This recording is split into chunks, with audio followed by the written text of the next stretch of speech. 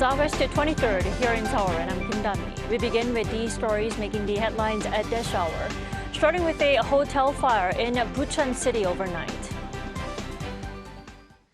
7 people died and 12 others were injured in a fire at a hotel in Bucheon, just west of the capital Seoul. The rapid spread of smoke and toxic gas caused a large number of casualties. The exact cause of the fire is yet to be discovered. U.S. Vice President Kamala Harris will highlight the fourth and last day of the Democratic National Convention in the coming hours by making a high-stakes acceptance speech as the Democratic nominee. Russian President Vladimir Putin says that Ukrainian forces have attempted to attack the Kursk nuclear power station. The International Energy Agency has also been informed and will come to the station for assessment. A fire broke out at a hotel in Bucheon, Gyeonggi-do Province on Thursday night, leaving 7 people dead and a dozen injured. An initial investigation indicates most of the casualties were due to toxic gas spreading inside the building. Lee Seung-jae reports. What was supposed to be a typical Thursday night turned into a deadly tragedy at a hotel in Bucheon, just west of Seoul, when a fire broke out on the 8th floor of the 9-story hotel just after 7:30 p.m., leaving 7 dead and 12 others injured. Authorities dispatched 70 vehicles and around 160 firefighters to the scene, with most of the fire being put out by just after 10 p.m. The hotel has 64 guest rooms, and 27 guests were said to have been inside the building when the fire broke out. The blaze did not spread inside the building. However, smoke was able to circulate through the hotel. According to preliminary investigations, a toxic gas spread through the building, causing the casualties. Kong Ha-sang, a professor of fire prevention at Woosuk University, said that based on the fact that the hotel was an old building, there must have been many interior and exterior materials that were combustible, leading to toxic gas spreading quickly throughout the building. Fire authorities also said many of the guests were unable to evacuate using the stairs or elevator due to how quickly smoke and gas filled the hotel. Some died after jumping out of the windows onto an inflatable mattress, while others were found on the stairs and hallways, unable to escape due to the smoke. Lee Seung-jae, Arirang News. An annual nationwide air raid drill to better prepare the country in case of an attack from North Korea took place on Thursday. Now, people were instructed to seek shelter and traffic was blocked in certain areas. Peunji has more. Air raid sirens blared across the country at 2 p.m. on Thursday as South Korea held its annual air raid drill. During the 20-minute drill that was carried out to raise public awareness of emergency response measures, pedestrians on the street were required to move to designated shelters or nearby underground spaces. Traffic was blocked in some areas, including downtown Seoul, as drivers were instructed to pull to the side of the road while traffic lights remained on red for 5 minutes to allow passengers and vehicles to safely evacuate. There are about 17,000 shelters across the country, installed in places such as apartment basements and subway stations. Also during the 20-minute drill, the country's Air Force carried out a training exercise, simulating an attack involving an enemy fighter jet. F-15K, F-A-50, and T-50 fighters took part. Thursday's drill was carried out on the last day of the 4-day Ulji civil defense exercises, held alongside the ongoing Ulji Freedom Shield drills, which South Korean and U.S. troops began on Monday to boost joint readiness against threats from North Korea. During this week's civil defense drills, the Defense Ministry said it held a meeting to discuss the nation's response measures in case of a nuclear attack from North Korea. In the meeting that involved the military and 11 different government agencies, they reviewed the country's defense posture against a possible nuclear attack and discussed detailed plans to support chemical, biological, radiological, and medical units. Meanwhile, military officials from Seoul and Washington have been watching closely for a potential provocation from North Korea, as Pyongyang has been strongly criticizing the Ulji Freedom Shield combined exercises, calling them a rehearsal for an invasion. Peunji, Arirang News.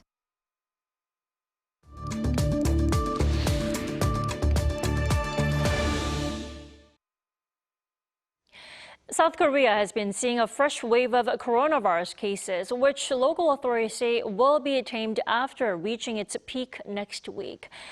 Should we still get ourselves vaccinated? We are joined by Dr. Alice Tan this morning. Long time no see.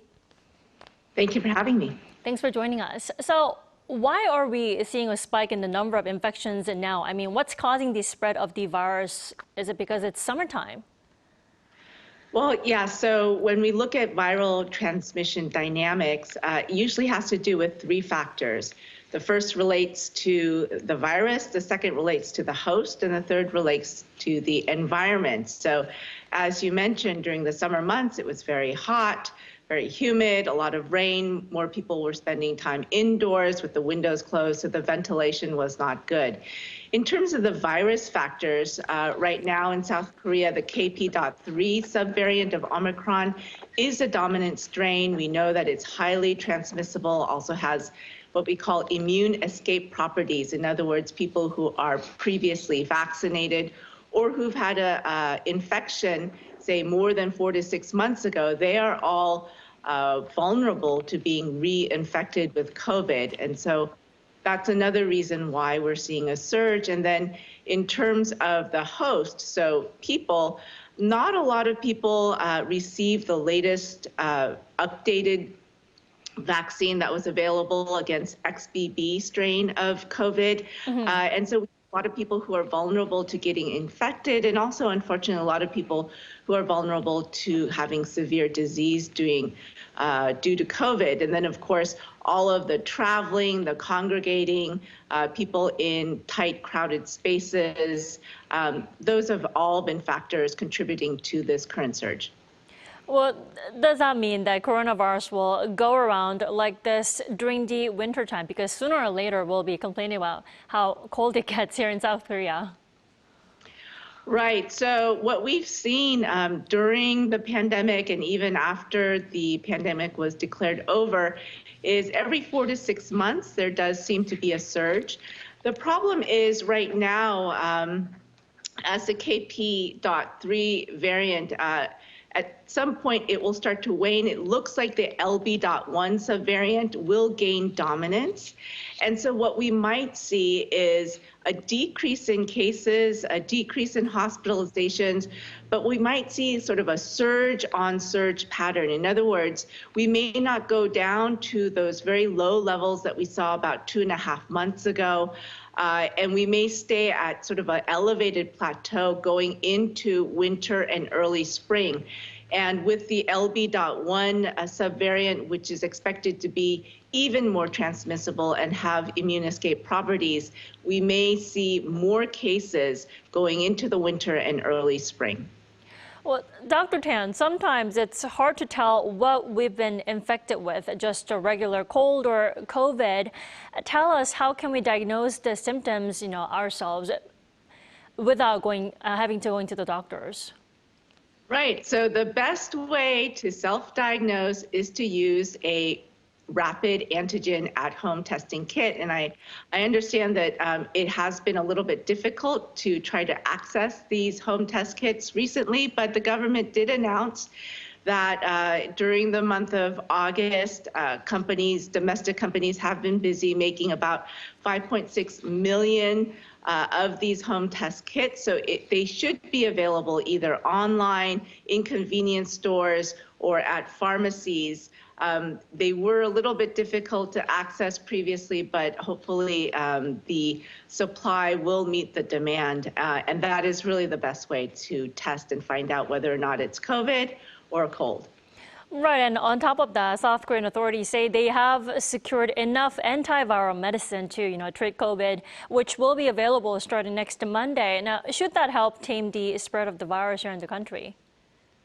Well, so antiviral medication, the goal of the medication is really to prevent hospitalization due to COVID. The government said that they procured 262,000 courses of the medication, and by Monday, 177,000 of these courses should be available. The problem is, we seem to be at or near the peak of the current surge, and there have been over the last 8 weeks about 4,700 people who are hospitalized due to COVID. And the question is, how many of these cases, hospitalization cases, could have been prevented if they took the antiviral medication early in the course of their disease?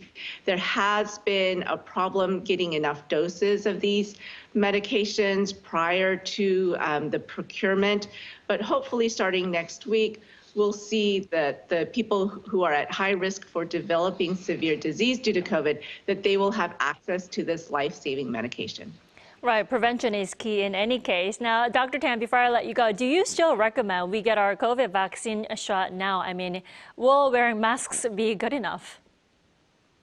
Right. So actually, just today in the United States, the FDA approved the most recently updated version of the COVID-19 vaccine. It is targeted against KP.2, and Moderna and Pfizer will be having their mRNA vaccines ready in the U.S. probably by next week.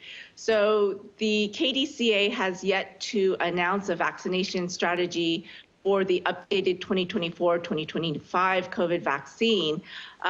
But when it does become available, getting an updated shot should be your best option in terms of preventing infection and severe disease due to COVID.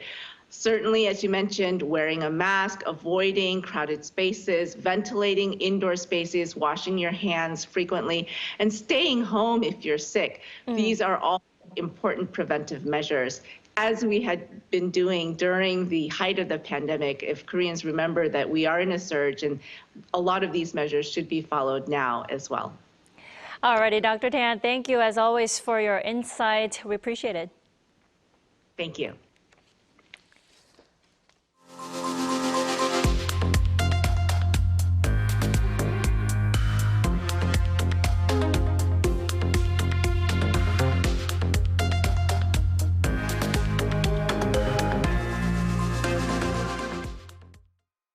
It's the final day of the Democratic National Convention, and U.S. presidential candidate Kamala Harris is set to make an acceptance speech where she is expected to highlight her vision for America. Our Isujin reports. It's the fourth and final day of the U.S. Democratic National Convention in Chicago on Thursday local time, with Vice President Kamala Harris scheduled to take the stage to formally accept her party's nomination to be president. The acceptance speech has historically been a high-stakes moment, as it's when candidates speak directly to the nation, and it's expected to be even more so with Harris, as it has been barely a month since President Joe Biden dropped out of the race. On this final day of the DNC, she is likely to deliver a speech outlining her vision and political agenda for America. Harris has already taken the stage at the convention, where she made a surprise appearance on the first day to pay tribute to Biden, praising and thanking him for his lifelong service to his country. The DNC theme for the last day is For Our Future, as the party highlights how Harris and her running mate Minnesota Governor Tim Walz hope to lead the nation forward. Walz gave his speech accepting the vice presidential candidate nomination the previous day, channeling his past as a high school football coach and leaning heavily into his Midwestern roots to appeal to Middle America. For the past 3 days, the convention has showcased energy and star power, with speeches by the Obamas and even Oprah Winfrey, which has put Republican presidential nominee Donald Trump and his campaign on the defense. This also comes as a 66-year-old man from Arizona, Ronald Sivert, was taken into custody on Thursday afternoon for allegedly making threats to kill Trump in multiple social media posts over the past couple of weeks. Trump was in the area visiting the U.S. border with Mexico. Just last month, Trump was grazed by a bullet in an assassination attempt at a campaign rally in Pennsylvania, and when asked about the threats, Trump said he was not that surprised. With the conclusion of the Democratic and Republican national conventions, the presidential tickets will officially be finalized, and Harris and Trump will face off in a debate in Philadelphia on September 10th. Isujin, Arirang News.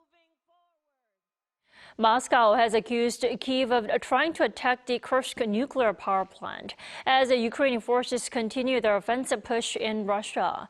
According to Reuters, Russian President Vladimir Putin on Thursday accused Ukraine of attempting to attack the nuclear power plant, adding that Moscow has alerted the UN nuclear safety watchdog about the situation.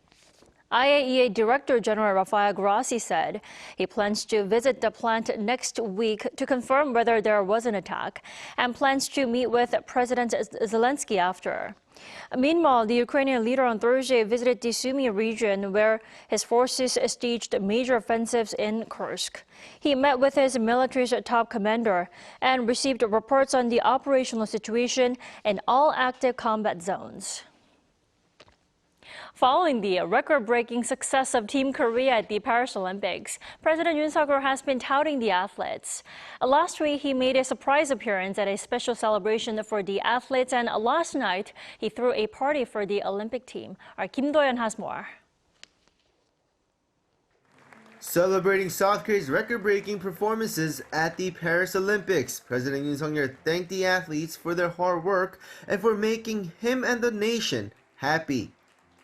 여러분들 덕분에 지난 파리 올림픽 기간 내내 저도 정말 행복하고 아주 힘이 났습니다. 모처럼 즐거운 시간을 가졌습니다.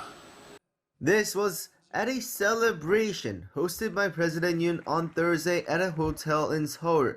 South Korea won 13 gold, 9 silver, and 10 bronze medals in Paris. But President Yoon says the nation can't stop there, pledging to foster more young talent through support from the government. 좋은 결과를 낸 방식은 더욱 발전시키고 또 낡은 관행들은 과감하게 혁신해서 청년 세대의 가치관과 문화와 의식에 맞는 또 자유롭고 공정한 이런 훈련 환경을 만들어내야 됩니다. While Yoon's comment didn't make any specific reference, it did come amid controversy over the surprise separation of women's badminton gold medalist An Se-young from the Korea Badminton Association. An made the announcement following her win, claiming an injury wasn't managed well by the association. More accusations followed, including ones related to players' finances, prompting the Minister of Culture and Sports to open an investigation. In the meantime, participating in the celebration were all of the around 240 athletes and coaching staff. Star athletes, such as An herself, members of the archery team, and shooter Kim Ye-ji, made famous for her ice-cold look, were there. Others also included Chung Hee-sun, the CEO of Hyundai Motor Group and the chief of the nation's archery administration, who is known for supporting archery financially and ensuring fair competition to pave the way for decades of South Korean domination in the sport. To show appreciation, President Yoon presented awards to the athletes and coaching staff. According to the top office, the medal given was even bigger than the Paris Olympics gold medal. In the meantime, to hype up the celebration, New Jeans performed their hit song Hype Boy and a few other songs. Other performers such as BSS, a unit of 17, and famous magician Yoon joined as well. The athletes enjoying the performance pledged to make the next Olympics in LA a success as well. Kim Do-yeon, Arirang News.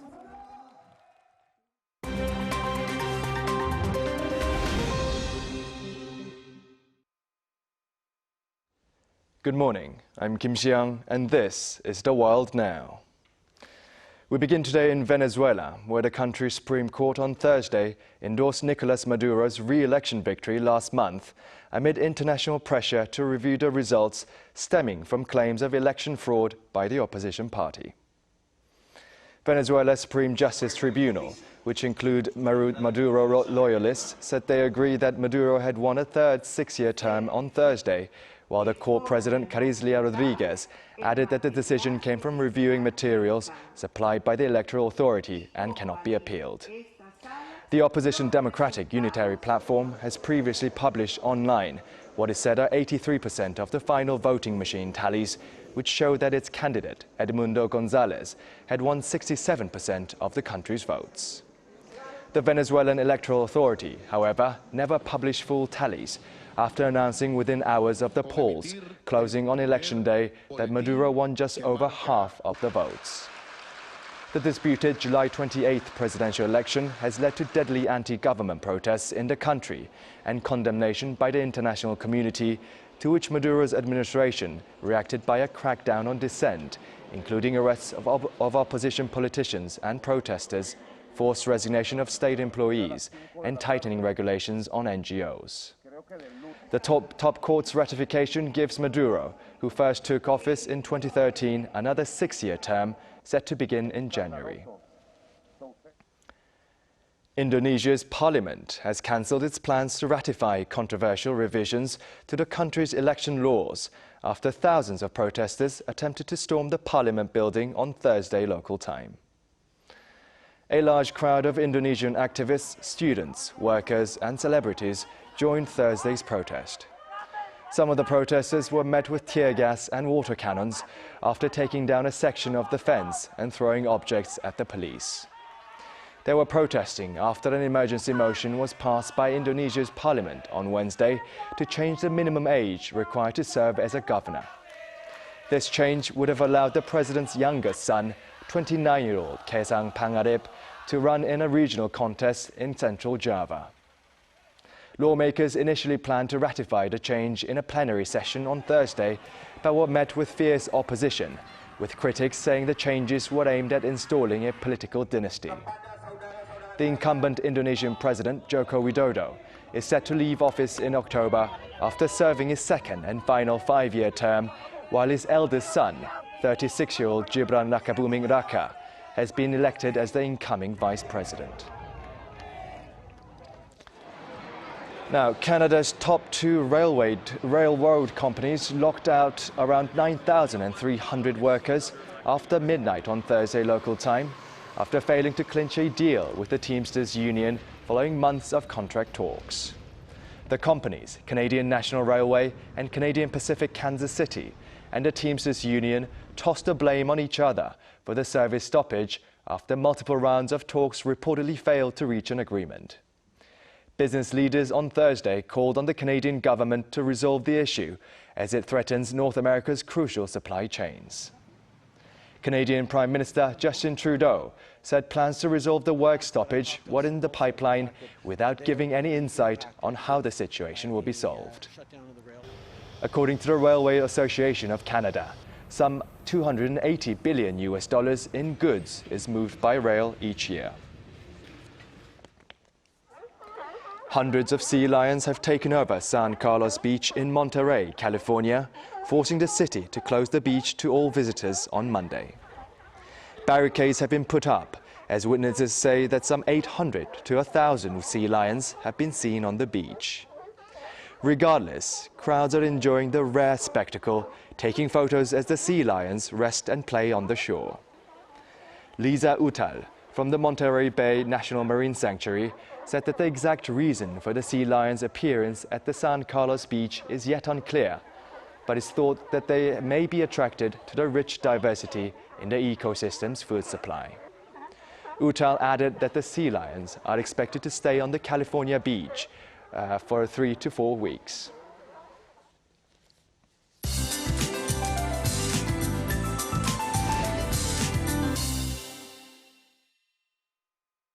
Good morning. Well, summer 2024 will be historically remembered for record-breaking heat. Seoul woke up to its longest run of tropical nights, 36 nights so far. Jeju had the second longest number of consecutive tropical nights. But numbers will continue to be added through the rest of the month. Meanwhile, eastern parts of Korea will be hotter today with temperatures hovering above 35 degrees Celsius. The rest of the country could get slight relief from the heat with the passing rain in the forecast. Unlike yesterday, the capital will see skies getting brighter as the day goes on, but brace for on and off rain and keep an umbrella handy. Rain, though, will only add to the moisture in the air, making it feel quite uncomfortable. Seoul gets up to 32 degrees, Daegu at 35, Gyeongju at 37 degrees. Passing rain is in the forecast across Korea on Saturday, then southern provinces will have a rainy Sunday. Now, midsummer heat stays in place throughout next week. That's Korea for you, and here's a look at the international weather conditions.